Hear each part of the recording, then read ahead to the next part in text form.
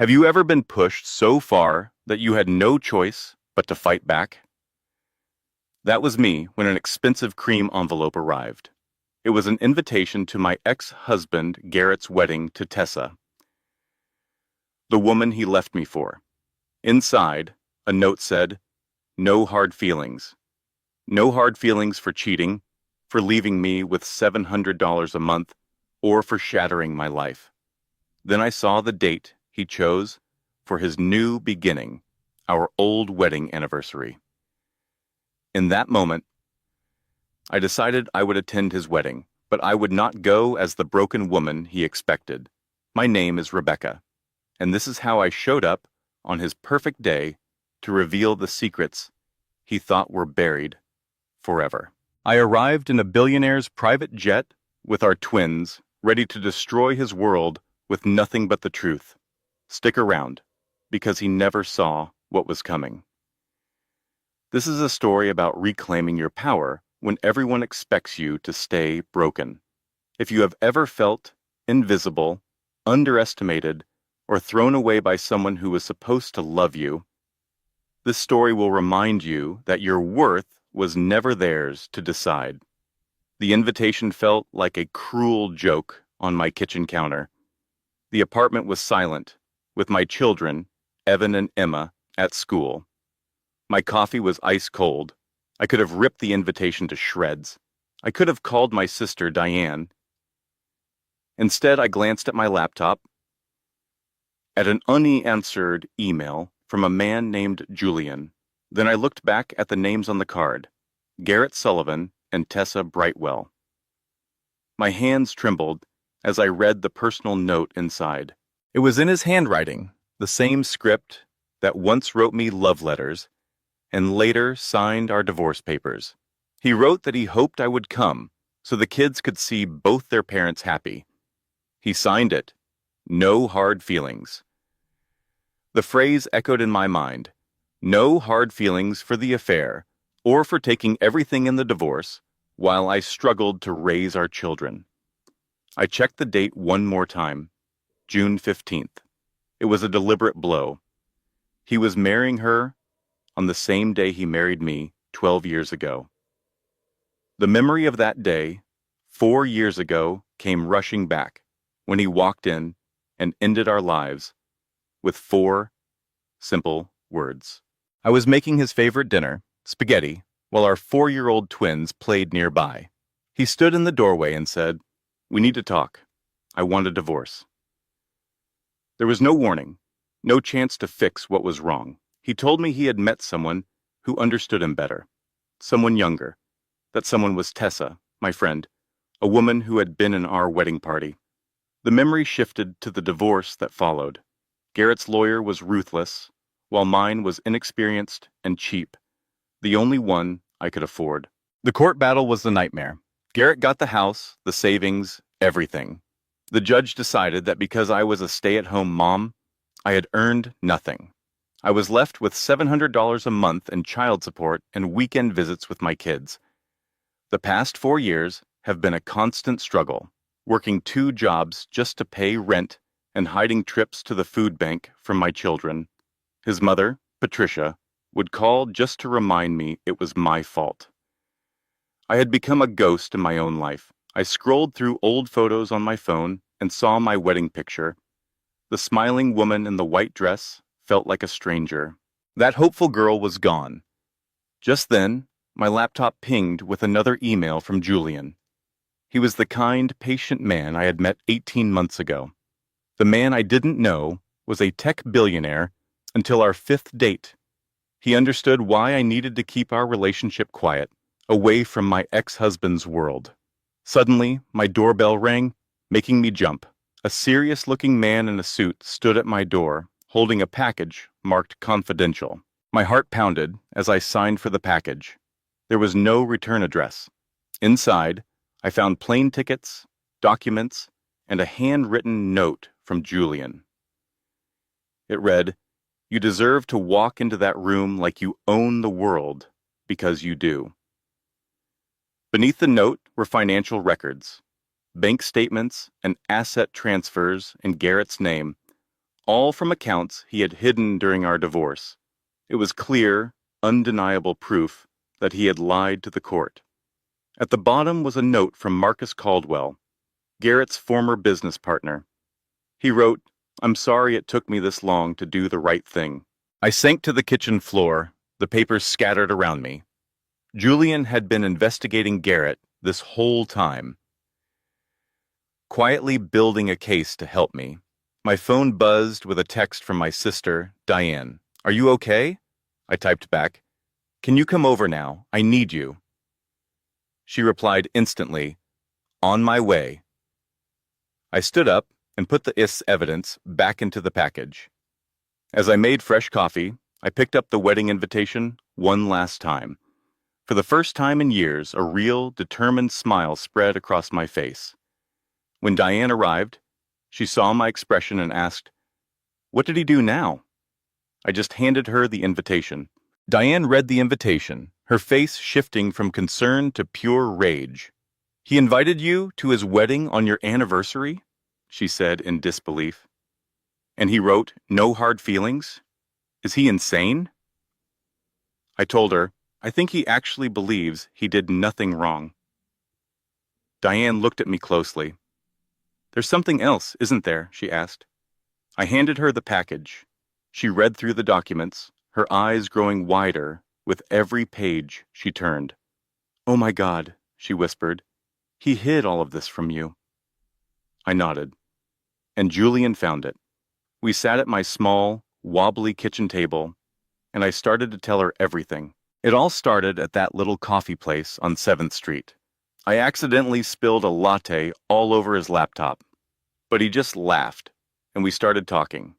He was so kind and funny and truly present in a way my ex-husband Garrett never was. We began dating, keeping it casual at first. Soon, I was falling for him, and he was falling for me. But I couldn't tell a soul, not my kids, not you. I knew if Garrett discovered I was seeing someone with money, he would drag me back to court to lower the child support payments. It's exactly the kind of thing he would do. So Julian and I kept our entire relationship hidden. He understood that I had to protect my children, and he was willing to wait. He has been waiting for 18 months now. I keep pulling away because I am just so scared. Scared he will leave, scared he will decide I am not worth the trouble, scared he will turn out to be just like Garrett.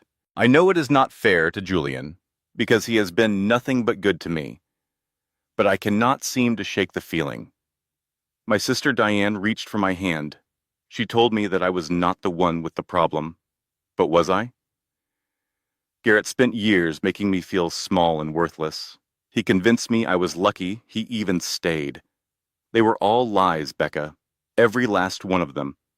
I paced to the window, watching people walk their dogs, as if the world was not falling apart. He said I had no ambition, that I had let myself go after having the twins.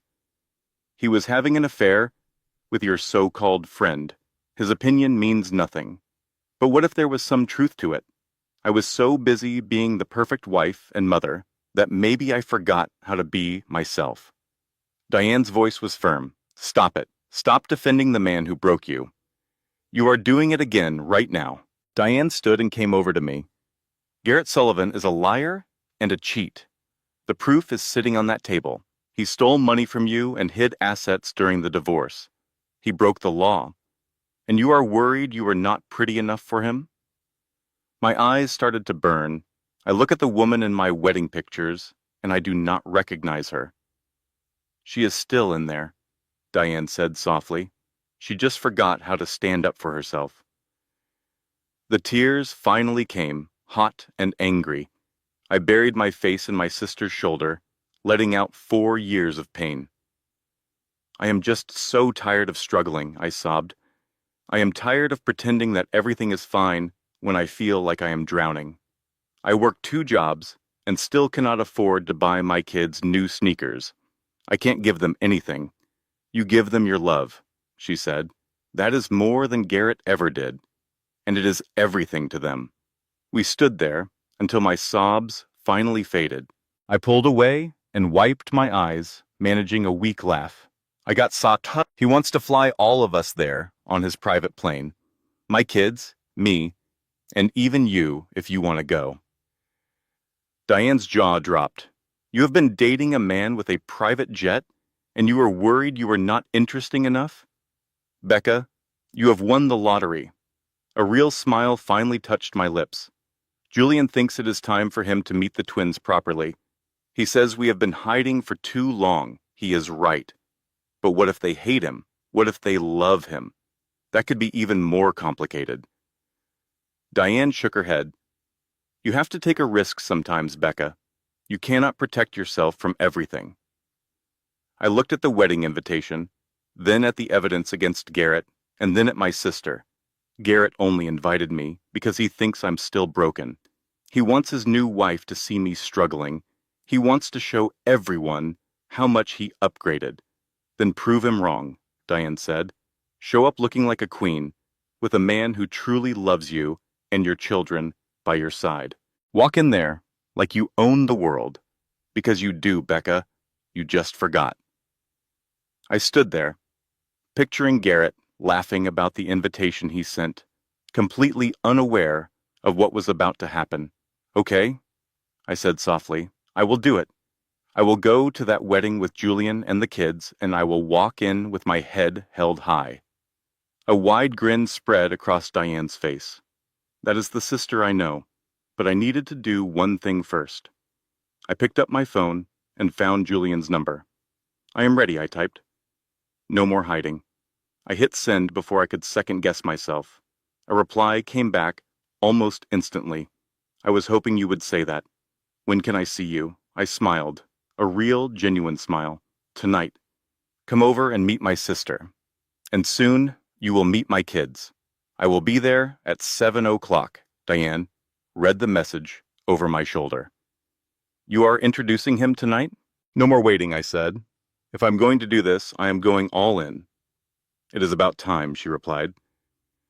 Together, we cleaned the kitchen and put the evidence in a safe place.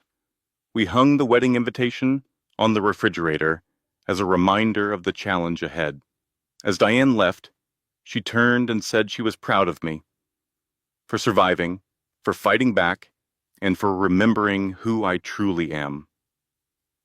When the door closed, the silence in my apartment felt different. It was not empty anymore.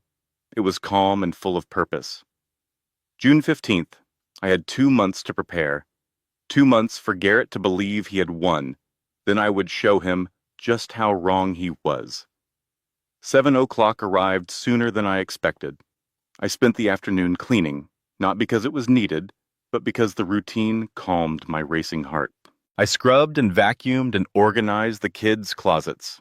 At 6:45, I looked in the mirror. I was wearing jeans and a soft sweater. I looked normal, but I felt anything but. My phone buzzed. It was Julian, saying he was parking. My heart leaped into my throat. I told myself to breathe. This was just Julian. Kind, patient Julian. The doorbell rang. When I opened it, he was standing there in jeans and a simple shirt, holding a bottle of wine. His eyes, though, were what made him special. They were eyes that truly saw me. Hi, he said. Hi. I pulled him inside and kissed him deeply. The wine bottle dropped to the floor, but he caught me and kissed me back. When we finally came up for air, we were both breathless. Hi again, I said. He let out that warm laugh that I loved so much. Hello to you too. We retrieved the wine, which was somehow still in one piece. In the kitchen, my hand trembled as I poured us each a glass. You are nervous, Julian noted. Of course I am. Do not be, he said. It is only me. That is precisely why I am nervous. He looked confused. I do not understand. Because this is finally real, I explained. It is not just us in secret anymore. Diane knows. Soon the children will know. And that is terrifying. He put his glasses down and took both of my hands. Becca, look at me. I am not him. I know you are afraid I will hurt you like he did. But I promise, I am not Garrett. He said he loved me, too, I whispered. On our wedding day, he said all the right words, and then he still left. So how can I trust that you will not do the same thing? Julian was quiet for a moment. Then he said something I never expected. You cannot. Not right away. Trust is not given, Becca. It has to be earned. And I have not earned yours yet, he continued, but I will spend every single day trying until you finally believe me. My throat felt tight. What if it takes years? Then it will take years. What if I am too broken to trust anyone again? Then we will face that together. But you are not broken, Becca. You are hurt. There is a very big difference. The tears started again, and I was so tired of crying. He just held me, letting me cry into his shirt without trying to fix anything. I am getting your shirt all wet, I mumbled. He smiled. I have other shirts. This is becoming a habit. First coffee on my laptop, now this. I guess I am just destructive. No, he said, looking right at me. You are perfect. You know, you investigated Garrett. You built this whole case against him without telling me anything. He had the decency to look a little sheepish, I did. I am sorry about that. Why did you not ask me first? I knew you would tell me not to, he admitted. That you would say it was too much trouble. Have you ever been told you are not good enough? Becca's ex-husband, Garrett, spent years making her believe that. He said she would never find a man who was successful and generous. He said she did not deserve a man like Julian. But Garrett was wrong, and now Becca had a chance to prove it. This is a story about reclaiming your power. So, what would you do? Julian gently held her face. He told me I should stay away, that you were not worth the effort, Becca. You survived 4 years of cruelty and came out stronger, still fighting for your kids. That is not ordinary. That is extraordinary. Just then the doorbell rang. It was Becca's sister, Diane. She looked from Becca to Julian and smiled. Well, I wanted to meet the famous billionaire boyfriend. Julian shook her hand. My name is Julian Ashford. It is a pleasure to meet you. Diane studied him for a moment. Okay, he is approved. You cannot approve him after 30 seconds, Becca laughed. Watch me, Diane replied. He has kind eyes and he makes you smile. That is more than Garrett managed in 10 years. Julian's plan was simple, but bold. We are all going to the wedding. You, me, the children, and Diane. We will arrive on a private jet. We need to make a statement before we even set foot in the door. Diane's eyes lit up. I like the way you think, but that is not all, Julian said, pulling out his phone. He showed them a file. Becca's jaw dropped when she saw what was on the screen. You want to show this to Tessa's family at the wedding? Not at the wedding, Julian corrected. At the reception, quietly. Her father needs to know who he is dealing with. You see, Garrett's business is failing badly. He has been moving money around to hide his losses. Tessa's family is about to give him $1 million based on lies. If we do not warn them, they will lose everything. Becca looked at him with new understanding. So, this is not about revenge. It is about protecting an innocent family. Julian nodded. It is about the truth. Garrett has lied to everyone for too long. Someone has to stop him, and we have help. Garrett's business partner, Marcus Caldwell, is the one who gathered all this proof. He felt guilty for staying silent during your divorce. Now, he wants to help make things right. Later that night, Becca asked Julian to stay. They lay in bed, the space between them filled with unspoken questions. Tell me about the first time you saw me, she whispered in the dark. At the coffee shop, he said. You came rushing in, a beautiful storm of chaos. You ordered a black coffee, and when the barista said something, you let out this genuine, wonderful laugh. I knew right then I had to know the person who could laugh like that. Then I spilled coffee all over you, she remembered. He smiled. Best coffee spill of my life. Why me, Julian? You could have anyone. Because you are real, he said softly. With you, I am not a billionaire. I am just Julian. And that is the problem, she said. Liking you means trusting you. And I do not know if I can survive being broken again. He turned to face her. Then let us just focus on right now. Are you okay right now? Yes, she whispered. Then that is enough for now. The next 2 weeks were a whirlwind. Becca took the evidence to her lawyer, a sharp woman named Jennifer Martinez. This is incredible, the lawyer said. This is enough to reopen your divorce settlement and maybe even press criminal charges. Becca thought for a moment. For now, let us just focus on getting a fair settlement, one step at a time. The lawyer nodded. Good. Let us go get what you are owed. Leaving the office, Becca felt a weight lift from her shoulders. She had taken the first, hardest step. Now it was time for the second. Becca sat her 8-year-old twins down for a talk. I have a friend, she began carefully, someone I care about, who wants to meet you. Evan, her son, looked at her with serious eyes. Is he your boyfriend? Because Dad said you would never find anyone as good as him. The words were a punch to the gut. Becca struggled to keep her composure. Emma, her daughter, nodded. He said you got lazy, and that is why he left. Becca took a deep breath, fighting back a wave of anger. Your father is wrong, she said. Her voice firm but kind. I was not lazy. I was busy taking care of 2 wonderful children, which is the hardest job in the world. As for my friend, his name is Julian, and he is kind and funny. He wants to meet you because you are the most important people in my life. Of course, Garrett found out about Julian. He started spreading rumors, telling people Becca was only after Julian's money. It got so bad that Evan got into a fight at school defending his mom. That night, Becca called Julian, distraught. It does not matter what he says, Julian told her. People will always talk. If you are with me, they will say you are a gold digger. If you are alone, they will say you are pathetic. You cannot win their game, so stop playing it. The only opinions that matter are yours, your children's, and your sister's.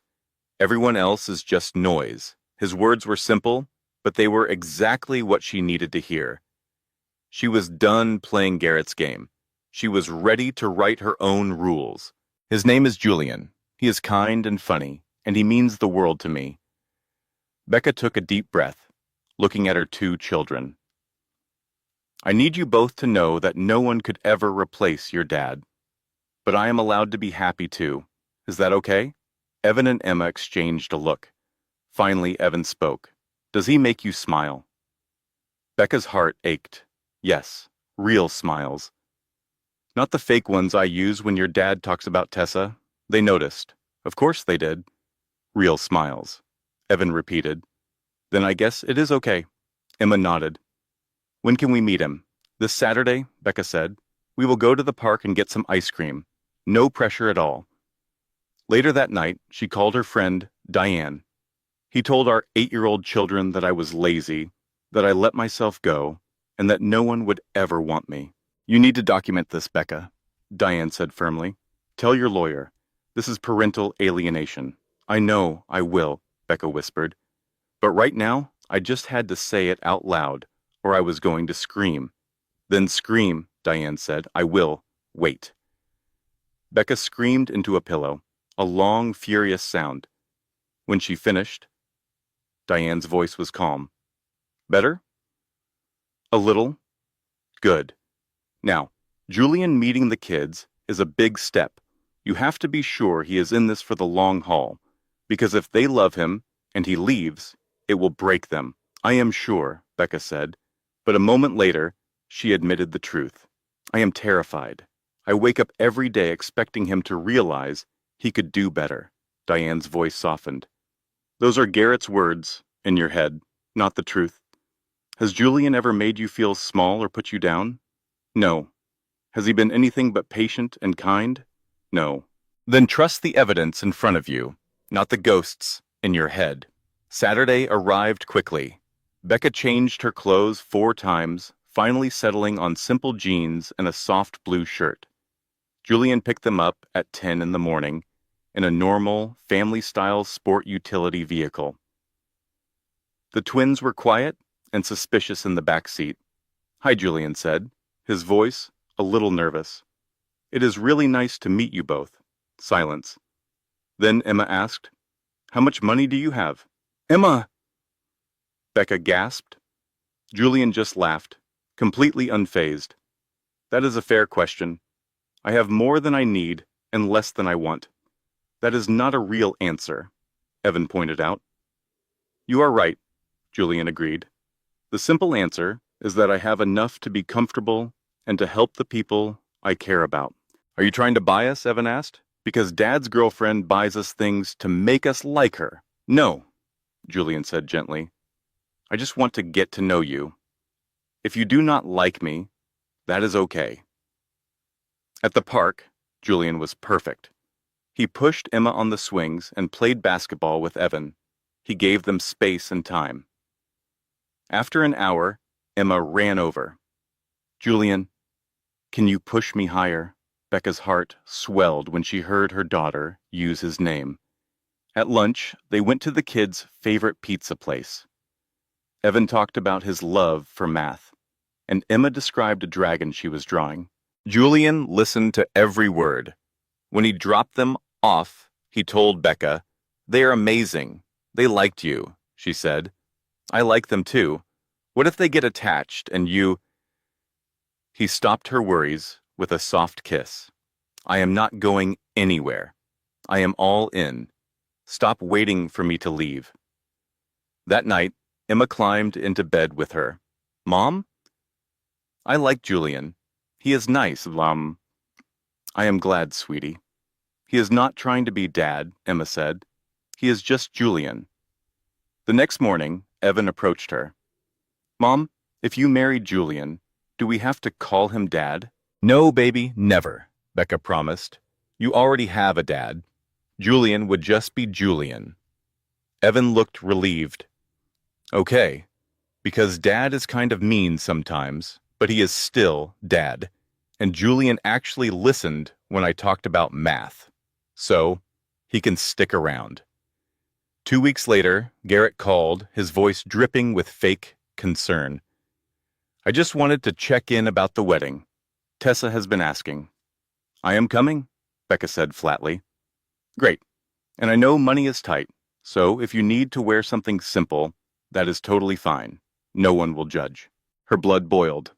"I will be appropriately dressed, Garrett." She hung up and texted Diane, who replied, "Oh, he is going to regret that." Then Becca texted Julian, "Are you sure about this? All of it?" His answer was immediate. "I have never been more sure of anything." "Even the jet?" he texted back. She smiled. "Especially the jet. 4 weeks until the wedding. 4 weeks until Garrett Sullivan learned the biggest lesson of his life. But 2 weeks before the wedding, everything changed. The school called. "Ms. Hartwell, this is Principal Morrison. There was an incident with Evan at lunch. She was at the school in 20 minutes. Evan sat in the office with a bleeding lip and scraped knuckles. Another boy was crying nearby. There was a fight," the principal explained. "Evan hit Tyler." Becca looked at her gentle son, confused. "Why?" she asked him. "He said you were a gold digger," Evan mumbled. "He said you are dating a rich guy for his money and that everyone knows you are broke." The other boy's mother started to cry. "Tyler, why would you say such a terrible thing?" Tyler sniffled. "My dad said it. He said Garrett Sullivan's ex-wife was dating a billionaire and was just after his money. My dad works with Mr. Sullivan." The room fell silent. Of course. Garrett had been spreading rumors to everyone at his job. Becca knelt in front of her son. "You defended me. I know you were protecting me, but we do not hit people." Tears welled up in Evan's eyes. "I am sorry." In the car on the way home, Evan was quiet. "How did Dad find out about Julian?" he finally asked. Becca sighed. "I do not know, honey. I thought we were being so careful. The morning of the wedding arrived. Diane showed up early with coffee and a determined look. Today, we are going full glamour, she announced. Hair, makeup, the works. Today, you will walk in there like a queen and show him exactly what he threw away. I feel more like a nervous wreck, Becca admitted. Then fake it, Diane said with a grin. By the time they were finished, Becca stared at her reflection in disbelief. The woman looking back was powerful, confident, and beautiful. She was a version of herself she had forgotten existed. Just then, the twins came home. They stopped dead in the doorway, their eyes wide. "Mom," Emma breathed, "you look like a princess." What would truly be enough to show him? She wanted Garrett to see her thriving. She wanted him to understand that she had not only survived, but had grown stronger without him. The next day, Garrett's call went straight to voicemail.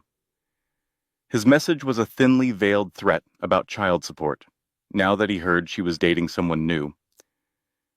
Becca deleted it and called her lawyer, Jennifer. Jennifer confirmed his motives. He was looking for an excuse to reduce his payments. She advised Becca to ignore him completely and let their evidence do the talking in court. Later that day, her daughter Emma came home with a drawing of their family. It showed Becca, her brother Evan, Emma herself, and a ball-kind-eyed man. Becca already knew who the man was, but she asked anyway. Emma smiled and said, "That's Julian. He's part of our family now, is not he?" She added that Julian made her mom laugh, something she never did around her dad. That evening, Julian arrived with pizza. He played games with Evan and patiently looked through every single one of Emma's dragon drawings. He told her she was a true artist and asked if she had ever considered taking a real art class. When Emma said they were too expensive, Julian looked at Becca. He offered to arrange for a friend who teaches art to take Emma as a student. Becca was overwhelmed. He was not doing it out of obligation, but because he genuinely saw her daughter's talent. Emma's eyes grew wide with excitement. She threw her arms around Julian in a joyful hug. Later, after the children were asleep, Becca and Julian sat together. She told him he was wonderful with her kids. He told her that Evan had gotten into a fight at school for defending her honor. He was not upset. He was proud that Evan stood up for someone he loved. Then Julian turned to her, his expression serious. He told her he was completely committed to her and the kids. He knew she was waiting for him to leave, but he promised he was not going anywhere. He asked if she was ready to be all in, too. Becca admitted she was scared. He looked around her small, worn apartment and said he loved it. It was the place where she had built a new life and raised her children alone. It was where she had survived. In that moment, she leaned in and kissed him. It was a kiss filled with both fear and hope. She whispered that she was terrified, but she was all in. Just then her phone rang. It was Garrett again. She let it ring, and Julian smiled. 2 days later, a call came from an unexpected person. Patricia Sullivan, Garrett's mother. Becca was hesitant, but her curiosity made her answer. Patricia's voice was different, asking, not demanding, to meet. She suggested an Italian place on 5th Street the next day at noon. Becca found herself agreeing before she could think twice. She immediately called her sister, Diane. Diane was shocked. She remembered the 10 years of misery Patricia had caused Becca. Diane insisted on going with her to the meeting, making it clear it was not up for discussion. If Patricia tried anything, she would be there to protect her sister. So, the next day, they went together. Patricia was waiting for them, looking older and sadder than Becca remembered. She got straight to the point. She offered Becca a profound apology for years of terrible treatment. Patricia confessed that she had pushed Garrett toward his new fiancée, Tessa, because Tessa's family had money and connections. She admitted she had been horribly wrong. Patricia's hands trembled as she explained the real reason for the meeting. Garrett's business had been failing for 2 years.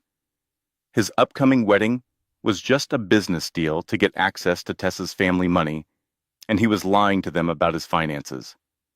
His own business partner, Marcus, had been documenting everything out of guilt.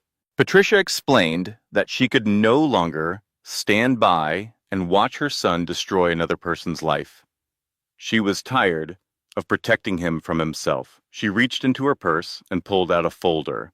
Inside was all the proof Becca needed. There were bank statements, private messages, and emails that detailed every lie he had told during their divorce. Patricia handed the folder to a stunned Becca. She said that while she could not change the past, she could help shape the future. She urged Becca to use the evidence to stop Garrett from hurting anyone else. As Patricia stood to leave, she told Becca she hoped she would walk into that wedding feeling like she owned the room, because she always had. After Patricia left, Diane and Becca sat in stunned silence. Becca flipped through the pages of evidence. It was more than enough. She looked at her sister and made a decision. She was going to that wedding with Julian and her kids. She was going to show everyone the strong, confident woman she had become. For the first time in 4 long years, Becca felt a sense of victory. The woman who used to make herself small to make Garrett feel big was gone forever. 10 days before the wedding, Garrett called one more time. This time, Becca answered with a newfound strength in her voice. He began to question her about the billionaire she was seeing. Have you ever been made to feel small, just so someone else could feel powerful? That's what my ex-husband, Garrett, specialized in. When he found out I was dating a wonderful man named Julian, he called me. After a long pause, I could practically hear the gears turning in his head. His first question was not about my happiness, but about money. He said, "If this is serious, we need to renegotiate custody and support payments." There it was. He thought my new relationship meant he could stop supporting his own children. I told him we were not renegotiating anything. He argued that if I was with someone wealthy, I no longer needed his money. Legally, that was not true unless we were married. The conversation turned cold. "Are you planning to marry him?" he demanded. I told him it was none of his business. His response told me everything I needed to know. He cared only about his financial obligations, not the well-being of our kids. This story is about finally standing up to a bully. It is about realizing your own worth, and if you have ever felt like you were not enough, I want you to listen closely. "I am getting married in 10 days, I said, trying to end the conversation. "Can we not do this now?" But he pushed. "You brought this up. So, yes, we are doing this now." Then came that condescending sigh I remembered so well. He told me he was trying to be civil, then delivered his final insult. "I will see you at the wedding. Please try to dress appropriately. I know money is tight for you, but Tessa worked hard on this, and I would hate for you to embarrass her." Every instinct told me to hang up, but instead, I promised to be dressed appropriately. He then had the nerve to say he hoped we could be mature for the children. I agreed that our kids needed to see both their parents happy. "We are perfect," I said, then hung up the phone, shaking with a quiet rage. My sister Diane showed up 15 minutes later. She always knew. After I told her what he said, she paced my apartment, furious. "I want to punch him," she said. "Get in line," I replied. "How are you so calm?" she asked. I told her I was not calm, just saving my energy for the wedding. Diane stopped and looked at me. "You have changed," she said. "A few months ago, you would have apologized to him." She was right. I had finally chosen to stop letting him control me. As I made us some tea, I confessed my own doubts. I wondered if my plan to show up at the wedding with Julian, looking successful and happy, was for the right reasons. Am I doing this to be free? I asked. Or am I doing this for revenge? Diane thought for a moment. Does it have to be one or the other? She asked. I think you can want to be free of his control and also want him to see that he did not break you. But I worried about his new wife, Tessa. She would be collateral damage when we exposed him as a fraud at her own wedding. Diane saw it differently. Think of it as saving her from making the same mistake you did. She reminded me of how vibrant I was before Garrett, and how I had become a ghost by the end of our marriage. For the first time, I let myself feel the years of suppressed anger. I did not deserve what he did, I said, my voice getting louder until I was screaming and crying. Diane just held me, letting me release all the pain. When it was over, I felt lighter. Now get angry, she said. Use it. Walk into that wedding and show him exactly what he lost. That night, I could not sleep. I cleaned my entire apartment until my hands were raw and the sun came up. When things feel out of control, cleaning helps. At 7 in the morning, Julian called. He just knew I was awake. I told him about Garrett's phone call, about the demand to renegotiate child support, and the insult about my clothes. Julian was quiet for a moment. Then he asked for Garrett's number. He wanted to call Garrett and stand up for me, but I stopped him. Julian did not like it, but he understood when I told him this was my fight to handle. He said, "He does not get to make you feel small. Not anymore." I knew I did not have to handle it alone, but I needed to do it myself. He trusted me. Our plan was set. A man named Marcus Cowell had the evidence to prove Garrett's business was a fraud. He would discreetly show it to Tessa's father at the wedding. It was a risk, but it was the right thing to do. Then, with only 8 days left, I got a call from Patricia, a former employee of Garrett's. She warned me that Garrett was suspicious. He was watching everyone. "Be careful," she said. "He is going to be on alert." Before hanging up, she told me she was proud of me for fighting back. A few days later, my twins, Emma and Evan, asked about the wedding. They were happy Julian was coming. "He talks to us like we are real people," Emma said. My heart ached, but I knew my kids were strong and kind. 3 days before the wedding, Diane took me to a beautiful store I could never afford. She insisted we find the perfect dress. I walked out of the dressing room in an emerald green gown, a color Garrett always said washed me out. I looked stunning. Diane said, "That is the one." It was expensive, but she told me Julian had already called her and paid for whatever I wanted. For the first time in years, I looked in the mirror and recognized the strong, confident woman staring back at me. I decided to accept the gift. 2 days before the wedding, Garrett sent a text message. "Thank you for being mature about this," it read. "The kids are lucky to have you as a mom." It was another attempt to control the situation, to make himself feel like the good guy. I read it 3 times, then smiled. I replied with just 3 words, "See you Saturday." He had no idea what was coming. For so long, I had tried to be enough for him. I finally realized that I was always enough. He was the one who was not. The night before the wedding, panic set in. I sat on my bathroom floor, unable to breathe, my mind spiraling with doubt. What if this was all a mistake? What if I was just a gold digger, like he always claimed? What if I was not strong enough to see this through? My phone buzzed on the counter. It was a text from Julian. "Cannot sleep either," he wrote. "Thinking about you, about tomorrow, about how proud I am of you." Tears filled my eyes as I typed back, "I am terrified." His response came instantly. "I know. But you are not alone. I am here. Diane is here. You are surrounded by people who love you." I asked him, "What if I am not ready?" He replied, "You are. You have been ready for years." And in that moment, I knew he was right. That night, a wave of panic washed over Becca. She sent a desperate text to Julian, and his name immediately lit up her phone. He could hear the fear in her voice and told her to talk to him. He reminded her of the facts. She had survived years of hardship. She had raised two amazing children on her own. She had rebuilt her life from scratch. He told her she was the strongest person he knew. Strength, he said, is not about being fearless. It is about moving forward even when you are afraid.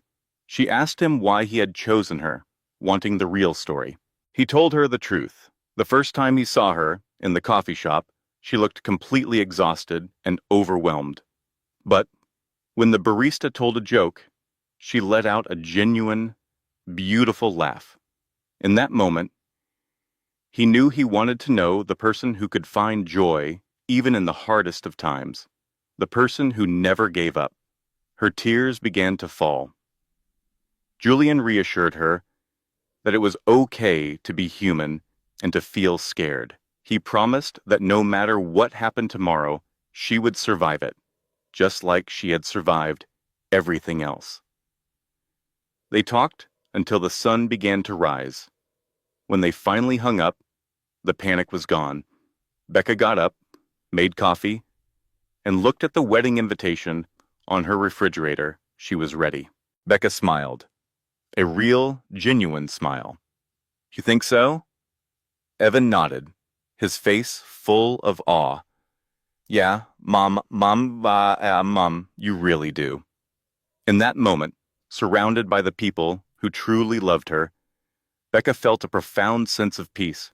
The wedding was no longer about Garrett. It was not about revenge or proving him wrong.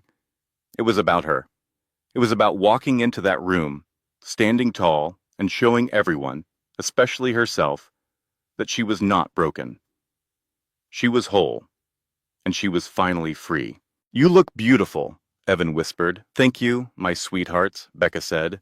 Now go get ready. We have a wedding to attend. As they hurried to their rooms, Diane helped Becca with the zipper on the stunning emerald dress. Becca faced the mirror and saw a stranger, yet it was her. Are you ready for this? Diane asked. Not at all, Becca replied, but I'm going. Julian arrived at 1 o'clock, looking sharp enough for a magazine cover. He stopped dead when he saw Becca. What is it? She asked. A wave of insecurity washing over her. Is this too much? You are absolutely breathtaking. The twins emerged, Emma in a soft blue dress and Evan in a tiny suit. Julian knelt. You two look incredible. You look good too, Julian, Emma replied. They climbed into a large vehicle and drove to a private airport, a place of quiet luxury the children had never seen. Wow! A real plane? Emma shouted with joy. Julian's pilot greeted them, and they boarded the jet. It was smaller than Becca imagined, but incredibly refined. The cabin was filled with soft leather and polished wood. As the jet climbed, Becca stared out the window, watching the world shrink below. You doing okay? Julian asked softly. I will be after this is over, she answered. To keep the mood light, Diane told funny stories, but a knot of anxiety tightened in Becca's stomach. Soon, she would confront her past at Garrett's wedding. A text from Marcus Caldwell confirmed he was at the venue with the evidence. He would present it to Tessa's father during the reception. The plan was in motion. There was no going back. After landing, they were met by a pair of sleek, black cars. This is the coolest day ever, Emma declared. Wait until Dad sees us, Evan added, and Becca's heart ached. This was never about revenge. It was about exposing the truth and protecting another woman from the same heartbreak. She thought, I could hate Tessa, but she is just another victim. This cycle of pain had to end, and I have to be the one to break it. They arrived at a grand estate with sprawling lawns and elegant white tents. This was the expensive wedding Garrett always claimed they could never afford. Here we go, Diane said with a steadying breath. Becca echoed her words. As they pulled up, other guests in ordinary cars stopped and stared. Julian exited first and offered Becca his hand. She stepped out, her emerald dress shimmering in the sun, her posture perfect. Diane and the twins followed. A murmur rippled through the crowd. Is that Rebecca Hartwell? And is that Julian Ashford with her? Did they arrive on a private jet? Becca walked forward, her head held high, with Julian's hand gently on her back. A flustered wedding planner intercepted them. I am sorry, there must be a mistake. Are you on the list? Becca gave a cool, calm smile. Rebecca Hartwell, +4. The planner frantically tapped at her tablet. The list only shows Rebecca, with no mention of children or other guests. The assigned table has no extra space. Julian's voice was quiet, but carried immense authority. I am certain we can find a solution. The planner's eyes widened in recognition. Yes, of course, Mr. Ashford. I will arrange something immediately. This way, please. They were led into a breathtaking reception area adorned with white flowers and crystal chandeliers. It was the picture of perfection that Garrett had always craved. More heads turned, and the whispers intensified. From across the lawn, Patricia Sullivan, Garrett's mother, saw them. She looked pale for a moment, then a small, genuine smile appeared on her face. She walked over to them. Rebecca, you look absolutely beautiful. Becca was taken aback. Thank you, Patricia. Patricia then greeted the children warmly before turning to Julian. You must be Julian Ashford. I have heard so much about you, she said, extending a hand. Julian shook it. I hope they were all good things. Patricia's smile turned sad. She looked at Becca and said, I am so glad you came, before walking away. Diane leaned close. Did Garrett's mother just give you a compliment? I believe she did, Becca whispered. They were shown to a hastily arranged table near the back. From there, Becca saw Lydia Monroe, who caught her eye and gave a subtle, supportive nod. Another person who knew the truth. As the ceremony began, Garrett appeared at the altar, looking tanned and confident in his tuxedo. Then he saw them. His expression shifted from shock to anger, and finally to cold calculation. His eyes locked on Julian, and the recognition was clear. Becca watched his perfect composure begin to crumble. She offered a tiny, knowing smile. Garrett's jaw tightened. He quickly looked away, but the damage was done. The bridal march began, and everyone stood. Tessa appeared, young and radiant, in a dress that likely cost a small fortune. As she walked down the aisle, Becca felt a surge of pity, not envy. This poor girl had no idea who she was marrying. The ceremony was long and traditional. Becca watched Garrett, who kept glancing nervously toward her table. He was completely distracted. When it was time for the vows, Garrett's voice trembled slightly as he rushed through his lines. Do you, Garrett Michael Sullivan, take this woman? I do, he interrupted, far too quickly. Tessa gave him a look of concern. And do you, Tessa Marie Brightwell? I do, she replied softly. I now pronounce you husband and wife. Their kiss was brief and awkward. As the guests applauded, Becca clapped politely. It is almost over, she whispered to the twins. The guests moved to the cocktail reception. Music and laughter filled the air as people mingled with glasses of champagne. Becca stood by Julian's side while the twins enjoyed sparkling cider. Soon, a curious guest approached. Rebecca? You look incredible. Who is this handsome man? This is Julian, Becca replied. We met at a coffee shop, Julian added smoothly. She spilled coffee all over my laptop. The woman laughed loudly.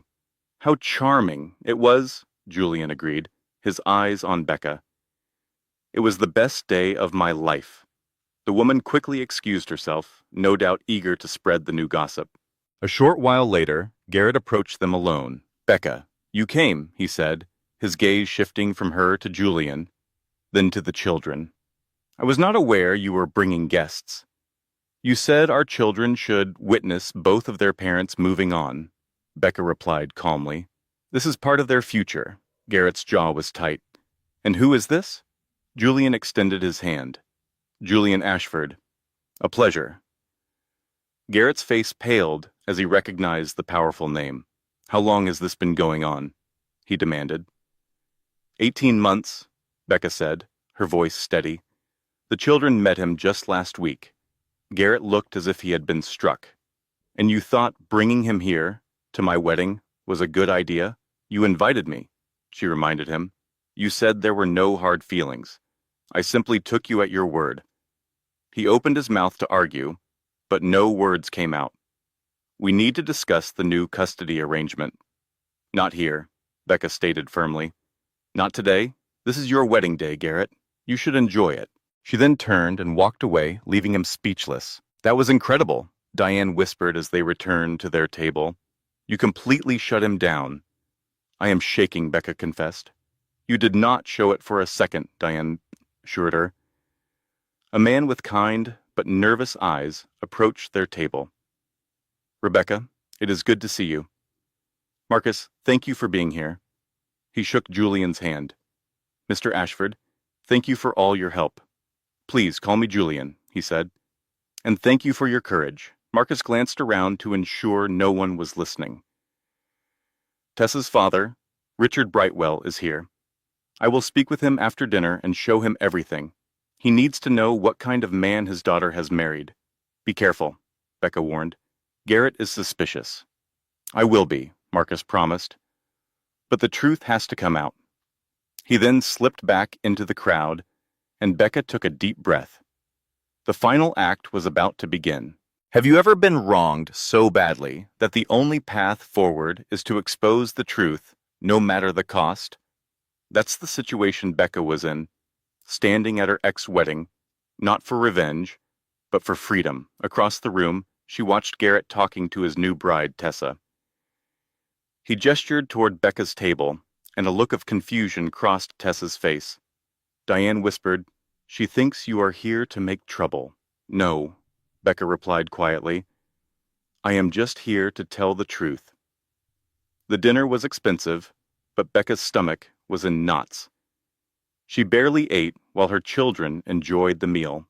Tessa's powerful father, Richard, gave a glowing speech about his daughter and his new business partner. Becca saw Garrett relax, thinking he had gotten away with it all. But then Garrett's own mother, Patricia, stood up. Her speech was short and cold. We hoped for honesty and integrity, she said, looking straight at Becca. The message was unmistakable. The best man told jokes, painting Garrett as a perfect husband, which made Becca feel sick. When Garrett and Tessa had their first dance, they moved awkwardly like strangers. Watching them, Becca felt a surprising wave of peace. The anger was finally gone. Dance with me, she said to her friend Julian. As they swayed on the floor, he asked if she was glad she came. I needed to see he is just a man, she admitted. Not a monster and not a god, just a flawed person. Julian smiled warmly. You are incredible. For the first time in what felt like forever, Becca truly laughed. Across the floor, her eyes met Tessa's. In that moment, a silent understanding passed between them. They both knew the truth about Garrett, but only one of them was still free to walk away. A few minutes later, their friend Marcus approached Tessa's father. They stepped into a private room, and Becca knew this was it. Her heart pounded. After a long wait, Richard came out, his face like stone. He pulled his daughter aside and showed her something on his phone. The color drained from Tessa's face. She looked at Garrett with pure devastation, said something sharp, and walked away from him. Garrett tried to follow her, but Richard blocked his path. After a tense exchange, Garrett's confusion turned into visible panic. A moment later, Richard announced a family emergency to the guests, stating that the bride and her family had to leave at once. Tessa walked right past Garrett without a single glance. Suddenly, Garrett was standing completely alone in the middle of his own wedding reception. Guests whispered, wondering if the marriage was already over before it had even begun. Becca gathered her children, ready to go, but Garrett stopped them near the exit. "What did you do?" he demanded. "I just told the truth," Becca said calmly. "You ruined my wedding," he accused. "No, Garrett, you ruined it with your lies. I just decided to stop covering for you." His anger crumbled. "I made a mistake with you," he said, his voice breaking. Becca felt a final weight lift from her shoulders. "I know," she replied. "But that is your burden to carry now, not mine." With that, she turned and walked away with Julian and her children, and she did not look back. On the way to the airport, she felt a profound sense of peace. Julian asked if she was okay. "I am," she said, knowing it was completely true. "I really am." Model, imagine being cheated, lied to, and left with almost nothing by the person you built a life with. That was Becca's reality. But she chose to fight back, not for revenge, but for the truth. This story shows the incredible freedom that comes from standing up for yourself, even when you are terrified. If you have ever felt trapped, this is for you. On the flight home, her son Evan asked if they had done something bad to his dad. Becca assured him that telling the truth, even when it hurts, is always the right thing to do.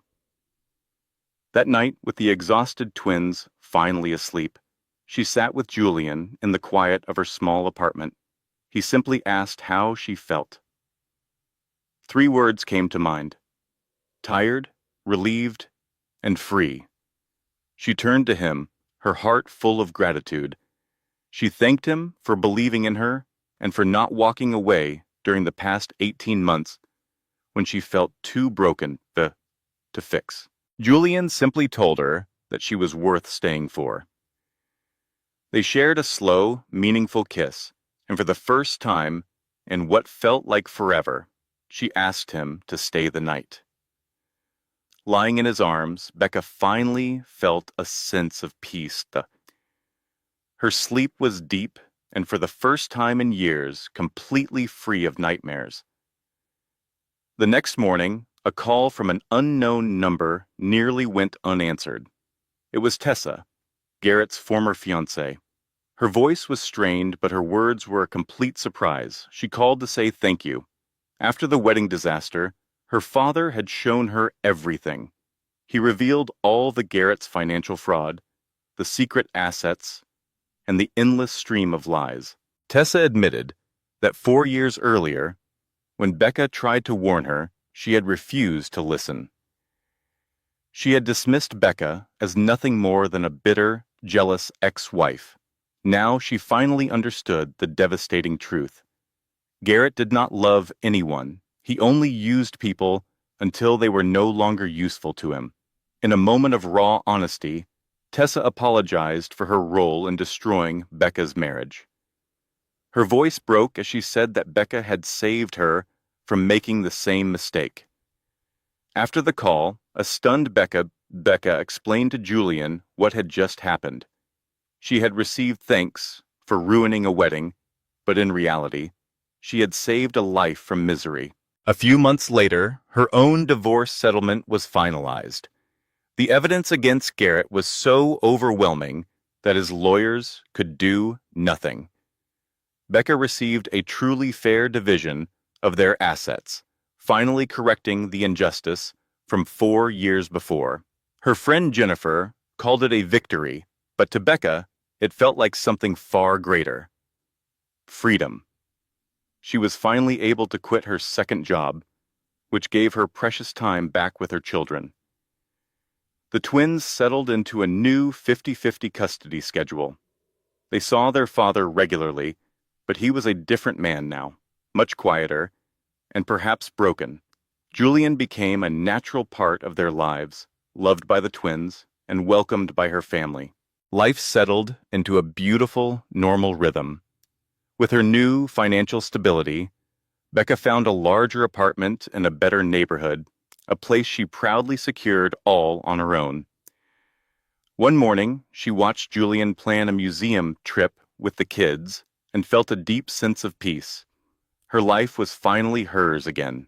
Then, an expensive cream envelope arrived in the mail. Her stomach sank with dread. She opened it to find not a threat, but a settlement offer detailing a full and fair division of assets. It was everything she had fought for and more. Tucked inside was a handwritten note from Garrett.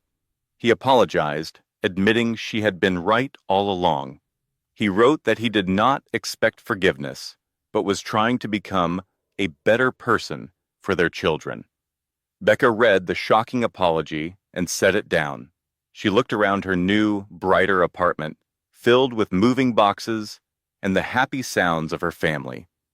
Julian was making lopsided pancakes, and the twins were arguing playfully. When Julian asked how Garrett's letter made her feel, she thought for a long moment.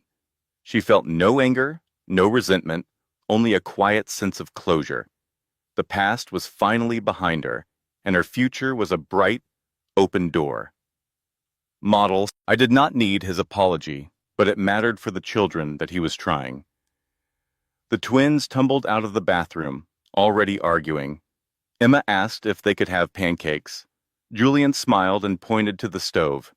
Evan looked at the pan and announced that they were kind of ugly. Becca started to scold him, but Julian just laughed. He agreed they looked terrible, but promised they tasted good. The four of them gathered around her small, wobbly kitchen table. It was a table filled with history. An hour later, her friend Diane arrived with coffee, donuts, and a beautiful storm of chaos. After they left, the doorbell rang. It was Marcus Caldwell, holding a bottle of wine. He looked around the new apartment and smiled warmly. "You did it," he said. Becca shook her head. "We did it. You were a huge part of this." He simply replied, "You were the one who survived." Marcus explained that Garrett had been forced to step down from his company. That evening, Becca received an even bigger surprise. A call from Patricia, Garrett's mother. She called to thank Becca for showing mercy. She said it gave her son a chance to finally face his actions and grow up. Later that night, Becca sat with Julian on their small balcony. It overlooked a quiet park. She asked him if he ever regretted getting pulled into her complicated life. "Never," Julian said immediately. He knew that when she pushed him away the most, that was when she needed someone to stay. She leaned against him, feeling safe. "I love you," she whispered. It was the first time she had said the words out loud. "I love you too," he replied. Before falling asleep, Becca saw a text from Tessa. She was going back to school for art history, something she had always dreamed of.